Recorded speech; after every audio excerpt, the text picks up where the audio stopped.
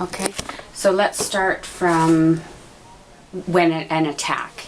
Okay. Okay, so an attack is occurring when? When they're coughing, wheezing, maybe dusky lips, really upset, and the blue puffer, their rescue medicine, isn't helping. Then you need to take the child to a hospital pronto. Okay, and just to be clear, what's the difference between the preventer medication and the rescue medication? So a preventer is usually an inhaled corticosteroid to deal with the inflammation in the airways and keep everything as calm and open as possible. If you have inflamed airways, like inflammation anywhere in your body, if it gets irritated, the muscles around the outside of the inflamed area cramp up. And the same thing happens with asthma. So if you have that inflammation going on and it's triggered by dust or animal or wind or whatever, the airways cramp up. The anti-inflammatories or inhaled corticosteroids keep the swelling down so the muscle cramping isn't such a problem. So inhaled corticosteroids are controllers and are to be used regularly, usually twice a day, but sometimes just once. And then the rescue medicine, bronchodilator, is to be used as needed. And it used to be, the guidelines used to say that you could use the blue puffer before exercise, and that was outside of the more than 3 times a week. Now, if you need to use your blue puffer for exercise, it's considered out of control asthma. So that's a change in the guidelines recently that needs to be recognized. Okay.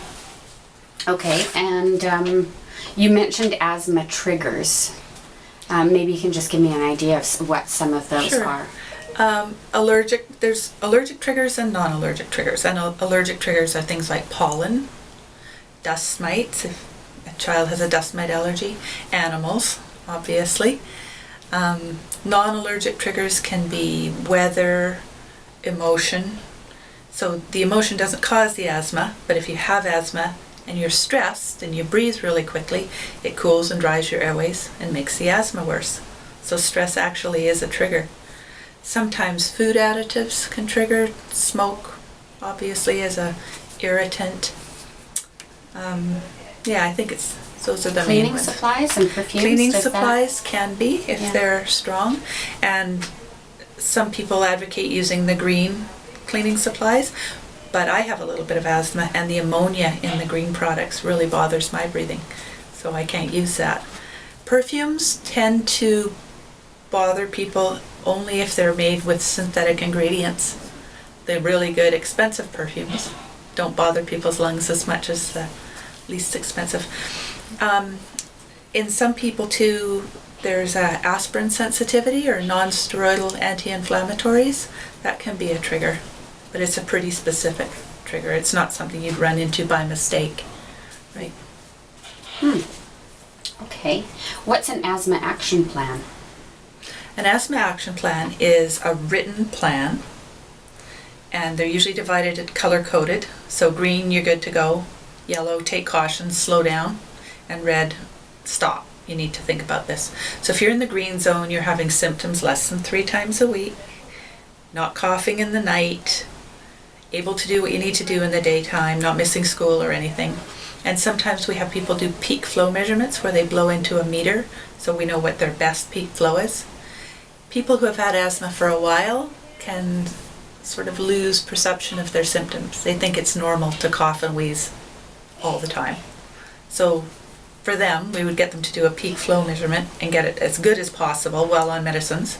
So you know this is their good zone. Then if they start to feel symptomatic, they look at the piece of paper and go, oh, this is happening. What should I do? And there's a written directions of what they should do, which is sometimes increase their inhaled corticosteroid up 4 times higher than it was at baseline, take their blue puffer as much as they need to, see the doctor, and check around and see if there are triggers. Are they getting a cold? That can be a trigger. Are they exposed to a new animal? Has something changed?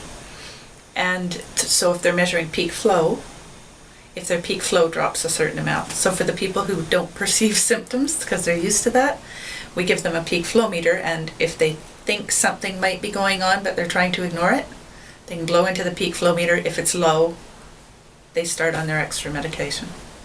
And the red zone is, if you're anxious or frightened with your breathing, if the blue puffer's not working, if the peak flow has dropped so much, then you need to seek medical help.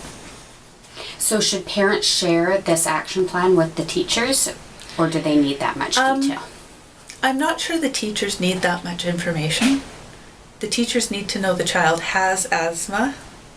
It's real, because I think some teachers still think it's an attention getter. And how to help the child take their medications. They probably won't have their controller medicines at school, they'll just have the rescue medicines. But the teacher needs to know how to use it properly, so they mostly come in pumps, but they all have a chamber with it, a spacer, so that they need to spray it into the spacer, breathe it into their lungs, and just, if the child knows the teacher is sympathetic and competent in helping them with their medicine, then half the battle's over because they feel secure and looked after. If they feel like they're all on their own, they get quite frightened, and that makes the symptoms worse. Right, okay. Are there any resources you'd recommend for parents or teachers? Most bigger hospitals have asthma education clinics. At Lionsgate we have a pediatric asthma education clinic up on the pediatric ward, and the kids are tested with lung testing, spirometry every time. They see an educator and they see a pediatrician, and they adjust the medications to what the child's doing. And we have an adult asthma education area as well. So the bigger kids, if they don't want to go to the pediatric little kid clinic, could come to the adult asthma clinic. But education is the base of all of the guidelines, all of the recommendations, is education, education, education. Teach.